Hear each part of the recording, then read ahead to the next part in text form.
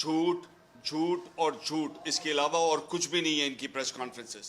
ہم بھی کسی طرح بھی اس بات کی مخالفت کرنے کے لیے نہیں بیٹھے کہ یہاں پہ انکوائری ہونی چاہیے یا نہیں ہونی چاہیے.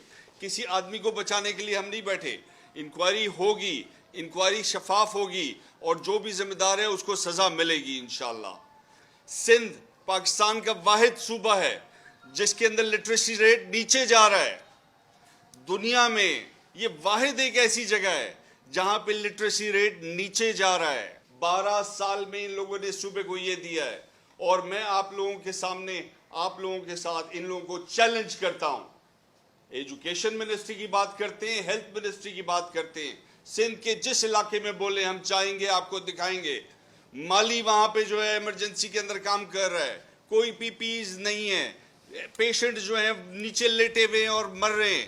دوائیاں جو ہیں، لوگوں کی دوائیاں جو ہیں وہ کمپاؤنڈرز جو ہے بیچ کے دے رہے ہیں ان لوگوں کو.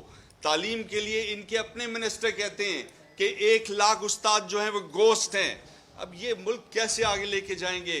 خیر، اس کے اوپر ہم لوگ اگلے ہفتے سیم ٹائم یہاں پر میں وائٹ پیپر ان کے اوپر، ان کی کارکردگی کے اوپر کروں گا، اور آپ لوگوں کو بلاؤں گا، آپ کے سامنے رکھوں گا.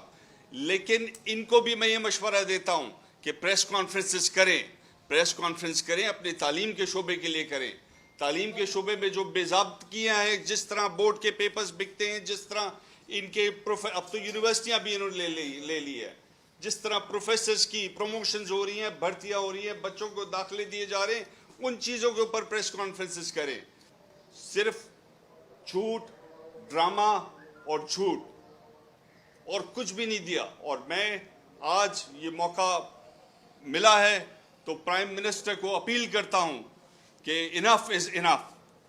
اب ان کو ایکشن لینا ہوگا. ہم اس طرح اس صوبے کو بے یار و مددگار نہیں چھوڑ سکتے.